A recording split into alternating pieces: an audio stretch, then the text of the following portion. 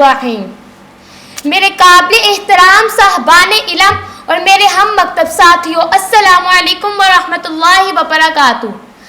आज मैं जिस मौजू पर लब कुशाई कर रही हूँ वही हमारे वतन की निदा है, वही हमारी कौम की दुआ है, इसी में नस्ले पाकिस्तान की बका है। वो ये है कि हक गोई बेबाकी जवां मरती है ओजे अजीम, हक गोई बेबाकी जवां मरती है ओजे अजीम, तुझे जगानी है सूरज के साथ मौजे नसीम। जनाब ज़ीवकार, मैं हॉल में बैठे सामाईन के साथ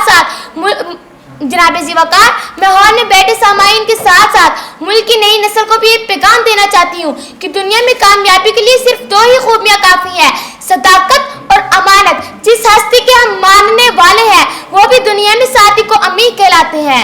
जनाब ज़ीवकार, नबी करीम सल्लल्लाहु अलैहि वसल्लम ने जो रियासत मदीना बनाई उसकी बुनियाद भी सदाकत और अमानत थी और 1400 साल के बाद एक रियासत वजूद में आई जिसे पाकिस्तान कहते हैं।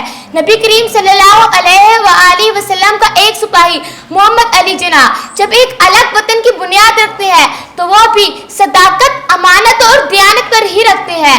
अगर किसी कौम के फर्द में तीनों खूबियाँ मौजूद होंगी तो उसका यकीन मोहकम होगा, वो अमले पहम होगा, वो मोहब्बत फातेह आलिम होगा, फिर वो चांद के साथ सुरैया पर कदम भी जमाएगा, फिर वो सूरज के साथ मौजे नसीम भी जगाएगा, फिर वो सितारों पर कमंदे भी डालेगा। हो सदाकत के लिए जिस दिल में मरने की तड़प, हो सदाकत के लिए जिस दिल में मरने की तड़प, वो पहले अपने पैकरे खाकी में जान पैदा करे। जनाब ज़ीवकार, मेहनत ही पैकरे खाकी में जान पैदा करती है, मेहनत ही मुल्क को कौम में जमा पैदा करती है, मेहनत ही दुनिया में नए जहां पैदा करती है। सूरज की रोशनी और गर्मी हमेशा आफाकी रहेगी, रोशनी और गर्मी अम्बाज के अलावा कुछ नहीं। यही रोशनी रंगों को पैदा करके जिंदगी खूबसूरत बनाती है और हरारत जिंदगी की बका है।